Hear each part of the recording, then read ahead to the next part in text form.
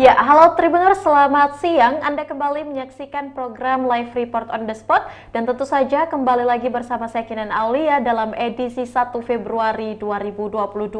Siang ini kami akan menyajikan informasi menarik, berita faktual yang akan dilaporkan secara langsung oleh reporter kami dari berbagai daerah. Inilah Live Report on the Spot selengkapnya.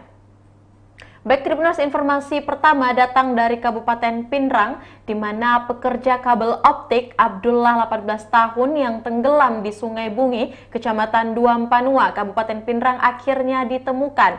Abdullah ditemukan pada Minggu 30 Januari 2022, tepatnya pada pukul 10.00 WITA. Ia ditemukan dalam keadaan sudah meninggal dunia.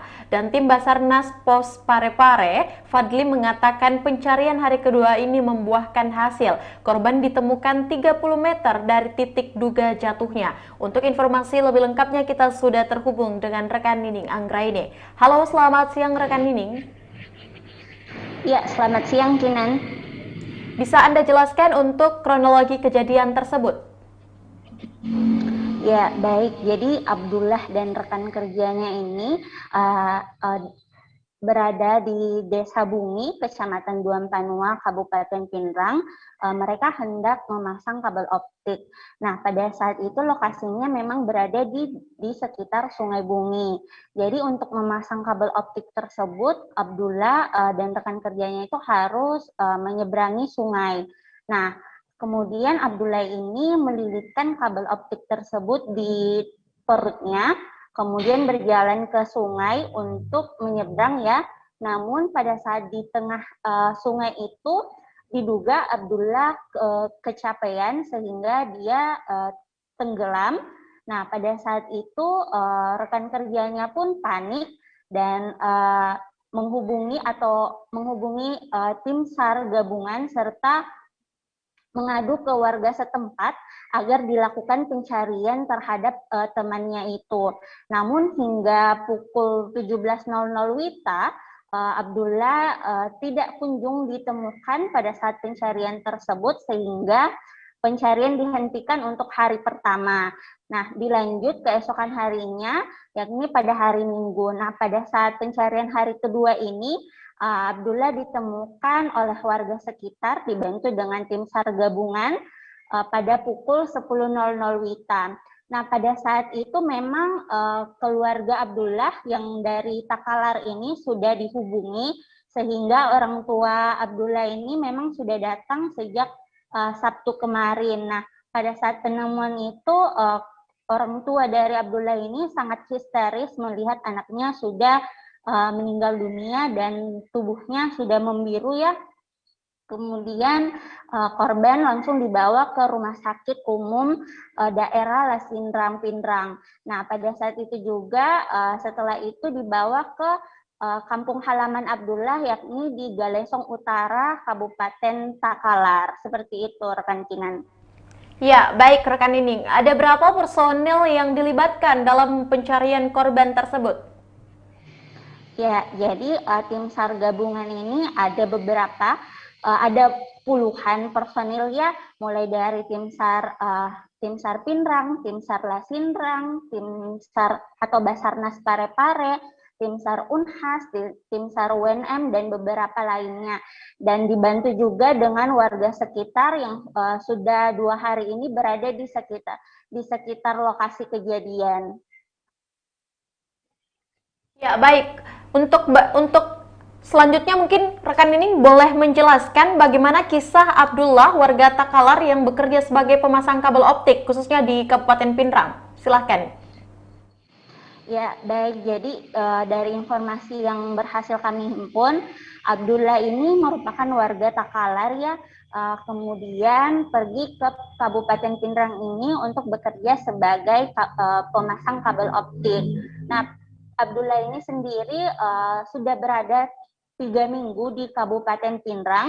Nah, pada saat sebelum Abdullah ini ke Pinrang, Abdullah hanya membawa uang sekitaran 20.000 sebagai penyambung hidup di Kabupaten Pinrang.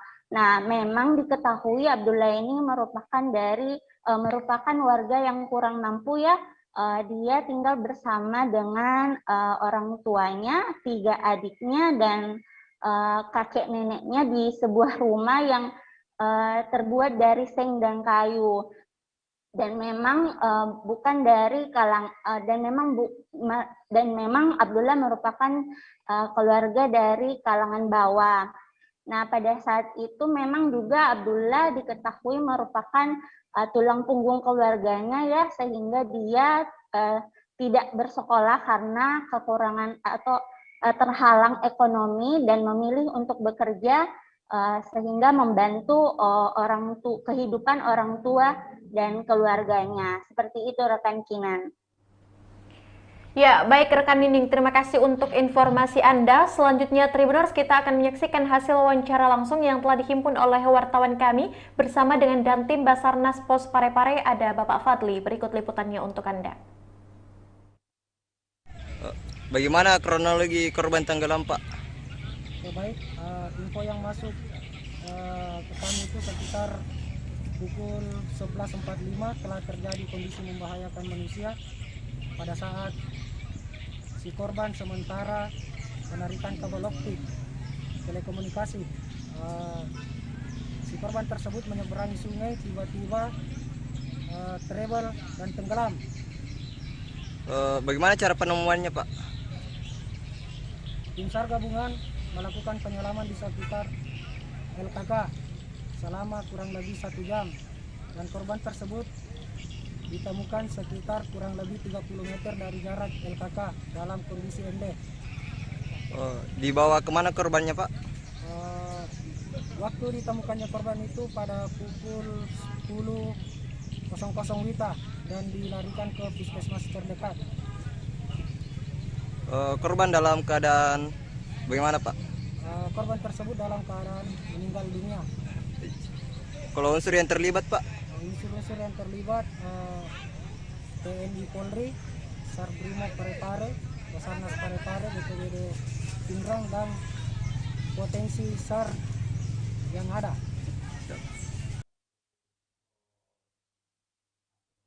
Ya, itulah tadi hasil wawancara bersama dengan Dantim Basarnas Pos Parepare, ada Bapak Fadli. Dan terima kasih rekan Nining Anggreni langsung melaporkan dari Kabupaten Pindrang untuk informasi Anda, dan selamat bertugas kembali. Baik Tribuners, jangan kemana-mana, kita akan kembali seusai jeda berikut.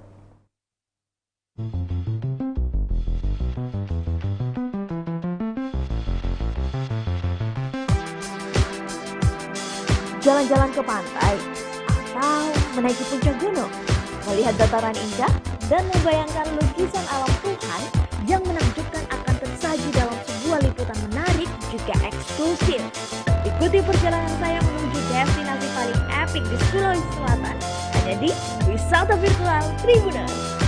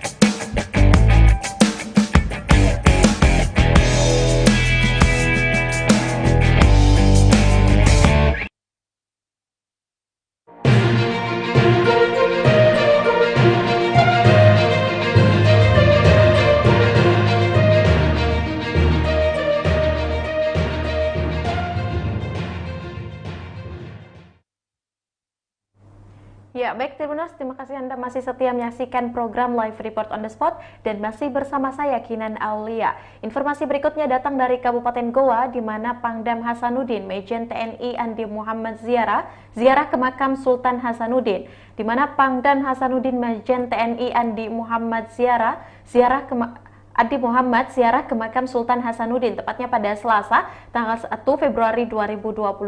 Lokasinya di Jalan Palantikan, tepatnya di Kelurahan Katangka, Kecamatan Sombaupu, Kabupaten Goa, Sulawesi Selatan. Dandim 1409 Goa, Letkol Infrasetyo Ari Wibowo bersama Bupati Goa, Adnan Purita Ihsan dan istrinya Priska Paramita turut menyambut kedatangan Majen TNI Andi Muhammad. Untuk informasi lebih lengkapnya kita sudah terhubung bersama dengan Sayyid Sulfadli. Halo, selamat siang rekan Sayyid. Ya, siang Kinan. Bisa Anda jelaskan bagaimana suasana Pangdam Hasanuddin Majen TNI Andi Muhammad ketika ziarah ke makam Sultan Hasanuddin? Ya, sebelumnya berbagai persiapan telah disiapkan di lokasi tersebut, di mana persiapan dalam penyambutan Pangdam Hasanuddin Majen TNI Andi Muhammad yang telah berziarah ke makam Sultan Hasanuddin itu sebelumnya telah dipersiapkan langsung oleh Pak Dandim Dandim Goa tersebut, setelah di mana penjagaan juga di sana dijaga ketat oleh sejumlah personil, baik itu dari Kodim Goa maupun dari Kodam Hasanuddin, gitu Kinan. Ya, baik. Siapa-siapa saja yang datang menyambut kedatangan Pangdam, rekan Sayyid? Dalam menyambut Pangdam baru ini, Pangdam Hasanuddin, sejumlah pejabat dari Kodam Hasanuddin dan Bupati Goa sendiri, Adnan Purita Ihsan bersama istrinya langsung turut menyambut kehadiran Bapak Majen TNI Andi Muhammad. Begitu Kinan. Ya, sampai saat ini apa tanggapan Pangdam? Kedepannya, menurut dia, kedepannya dalam memimpin Pangdam Hasanuddin yang memiliki 3 wilayah provinsi yaitu Sulsel, Sulbar, dan Sultra itu pihaknya akan tetap menjalankan program sebelumnya yang menurut dia baik dan tetap bersinergi kepada pemerintah daerah maupun provinsi. Begitu Kinan. Ya, baik, terima kasih rekan Sayyid untuk informasi Anda yang telah Anda sampaikan. Selanjutnya Tribuners, kita akan menyaksikan hasil wawancara langsung yang telah dihimpun oleh wartawan kami bersama dengan Pangdam Hasanuddin Majen TNI Andi Muhammad dan dilanjutkan oleh Bupati Goa, ada Bapak Adnan Purita Ihsan. Berikut liputannya untuk Anda. Saya panjatkan puji dan syukur ke hadirat ilahi Rabbi Allah SWT karena atas ridhonya, kasihnya, saya masih diberikan nikmat kekuatan, kesehatan, dan kesempatan kembali menjabat di Kodam 14 Hasanuddin sebagai Panglima Komando Daerah Militer 14 Hasanuddin. Jadi saya ucapkan syukur Alhamdulillah. Kemudian yang kedua, saya tadi disambut oleh saudara-saudara saya, keluarga besar saya. Kalau di bandara tadi itu kebetulan kumpul semua, baik dari Goa, baik dari Lu maupun dari Bone, bahkan dari Sidrak gitu. Jadi keluarga besar tadi kumpul dan itu merupakan suatu tradisi lah ya bagi keluarga besar saya. Dan hari ini saya ke makam leluhur saya Sultan Hasanuddin dan semua di sini mantan raja-raja Goa. Yang bisa dilihat akan ada lagi di sebelah itu dekat masjid 2 ini ziarah. Mudah-mudahan almarhum para pendahulu kita ini diampuni dosa-dosanya dan diterima amal ibadahnya. Dan saya berterima kasih juga kepada Adinda Pak Bupati Goa, Bapak Dr. Adnan Purita Ihsan, beserta istri. Saya disambut dengan hangat, gembira, dan saya mengapresiasi beliau ini Adinda yang merupakan asetnya Sulsel, bukan lagi asetnya Goa. Kita doakan selalu sehat, depan lebih cemerlang lagi. Ini kan tentu merupakan sebuah tradisi. Setiap Pangdam yang baru pasti akan melakukan ziarah makam ke makam Sultan Hasanuddin, karena kan kodam kita namanya kodam 14 Hasanuddin. Tetapi yang lebih spesial karena yang hadir yang menjadi Pangdam saat ini adalah putra daerah, merupakan asli putra Kabupaten Goa. Sehingga tentu beliau selain ziarah makam di sini bertemu dengan seluruh nenek moyangnya dan juga sekaligus pulang kampung. Makanya tadi di sambutan saya mengatakan selamat pulang kampung. Oleh karena itu mudah-mudahan dengan hadirnya Bapak Maijen TNI Andi Muhammad menjadi Panglima Kodam 14 Hasanuddin, insya Allah Kodam Hasanuddin akan lebih baik, dan kami sebagai pemerintah Kabupaten Goa siap mensupport apapun yang menjadi program daripada Bapak Pangdam selama beliau menjabat menjadi Panglima Kodam 14 Hasanuddin. Nah, jadi kita dengan Kodam 14 Hasanuddin bukan baru, tetapi sudah lama menjalin sebuah kerjasama yang baik, mulai dari pelaksanaan TNMD yang mungkin di Goa sudah keempat kalinya sudah melaksanakan TNMD bekerja sama antara Pemkab dengan Kodim, plus saat ini kita lagi merampungkan pembangunan asrama Kodim di Taing dengan jumlah totalnya 33 rumah dengan tipe 45. Dengan tipe 45 sementara kita bangunkan. Karena lahan yang selama ini ditempati oleh asrama Kodim, rencananya di situ kita akan bangun mall pelayanan publik. Kemarin penegasan Bapak Wapres kembali menyampaikan kepada seluruh Pemda untuk segera membangun mall pelayanan. Ya, itu tadi hasil wawancara yang telah dihimpun oleh wartawan kami. Dan terima kasih rekan Said Sulfadli yang langsung melaporkan dari Kabupaten Goa untuk informasi Anda. Dan selamat bertugas kembali. Baik, Tribuners, kita melangkah ke informasi berikutnya. Jangan kemana-mana seusai jeda berikut.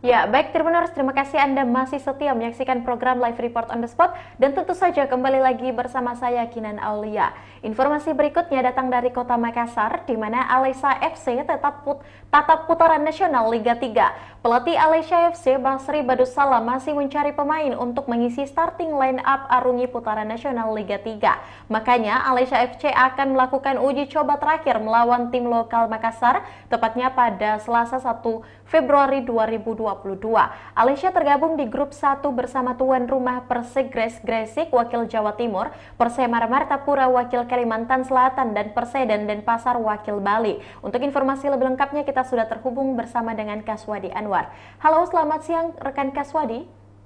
Ya, selamat siang rekan Kinan. Ya baik, bisa Anda jelaskan bagaimana kesiapan Alesya FC hadapi putaran Liga 3 beberapa hari mendatang? Ya, kita ketahui bahwa Liga 3 akan bergulir pekan depan untuk putaran nasional, di mana ada 64 tim dari seluruh Indonesia, dari 34 provinsi yang akan memperebutkan 8 tiket menuju Liga 2 nasional.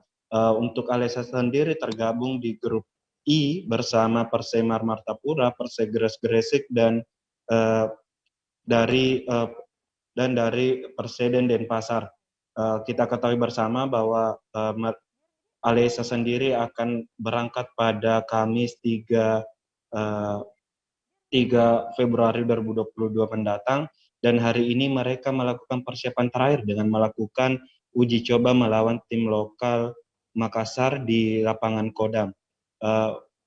Dari pernyataan pelatih Alesya FC Basri Badussalam bahwa uji coba ini sebagai bentuk untuk mencari 11 susunan pemain terbaik untuk diturunkan di Liga 3 nanti. Jadi ini menjadi ajang seleksi bagi 25 pemain yang akan diboyong untuk memperebutkan satu tempat di posisi utama skuad Alesya FC. Ya, itu rekan Kinan. Ya, bagaimana melihat kekuatan di grup 1 Liga 3, rekan Kaswadi? Ya, dari pelatih Alesya Basri Badussalam mengatakan bahwa untuk di grup I sendiri yang tergabung di mana Persemar Martapura, Perseden Denpasar, dan dari Persegres Gresik sebagai tuan rumah, bahwa kekuatan tim merata, hampir merata, dan lolos ke babak selanjutnya yang 32 besar dari tentunya, dan tim lawan pun, karena sama-sama mereka belum mengetahui kekuatan lawan dan di mana kelemahan dan maupun kelebihannya. Sekian rekan Kinan. Ya baik, apa target di Liga 3 ini rekan Kaswadi? Ya, target dari Alesya tentu mereka ingin berbicara lebih banyak untuk kalau bisa lolos ke Liga 2, dan karena ini akan menaikkan juga pamor Sulawesi sepak bola Sulawesi Selatan di kancah nasional setelah adanya PSM di Liga 1 2020 di Liga 1. Makanya Alesya juga memasang target untuk lolos ke Liga 2 pada musim depan. Sekian. Ya, baik. Terima kasih rekan Kaswadi atas laporan Anda. Selanjutnya Tribuners, kita akan melihat hasil wawancara langsung yang telah dihimpun oleh reporter Tribun Timur bersama dengan pelatih Alesya FC. Ada Bapak Basri Badussalam. Berikut liputannya untuk Anda. Bisa mungkin dijelaskan terkait persiapan Alesya jelang pertandingan Liga 3 putaran nasional? Oke, kita betul-betul mempersiapkan diri karena lawan-lawan kita seperti Gresik United, Perseden Denpasar, dan Martapura kan hampir selevel dengan kita. Jadi kalau mereka bermain 100%, kita harus lebih di atasnya di situ. Jadi yang saat ini kita benar sekarang adalah bagaimana taktikalnya bisa penyerang, transisi bertahannya, defense. Yang begitu terus kita ulangi, sama kita mencoba untuk menciptakan banyak peluang-peluang dalam gol. Ya. Untuk ini coach, Liga 3 berapa pemain yang akan dibawa coach? Kita total semua 25 orang. Untuk pemberangkatan kapan akan berangkat coach? Kita rencananya insya Allah di hari Kamis tanggal 3. Insya Allah.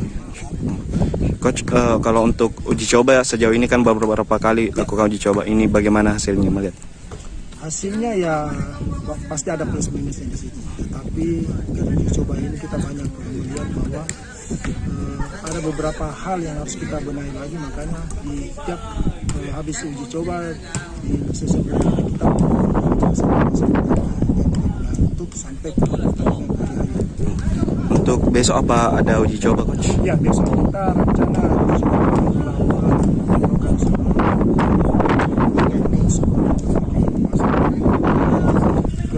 Berarti uji coba ini untuk mencari 11 pemain yang akan diturunkan sebagai starter. Betul gambarannya. untuk sejauh ini mungkin coach pembenahan yang terus dilakukan dari Alesa mungkin ini yang menjadi perhatian penuh dari kita. Ya, pembenahannya mungkin di pertahanan mungkin. Karena mungkin saya lihat masih kurang rapi di saat dia organize secara pertahanan, jadi yang kita perbaiki pun secara individu. Untuk target coach di Liga 2? Ya, harapan kami ya kita harus lolos ke Liga 2 karena semua kan tim juga kepingin lolos. Kenapa kita tidak? Mungkin apa yang ingin ditekankan kepada seluruh pemain jika bertanding nantinya melawan lawan di grup coach? Ya, saya tekankan bahwa kita ke Gersik itu terus bermain betul-betul kita ingin mencapai sesuatu atau sebagai prestasi lah, bahwa di tim selain PSM, tim Malaysia juga bisa berbicara di kancah nasional. Insya Allah.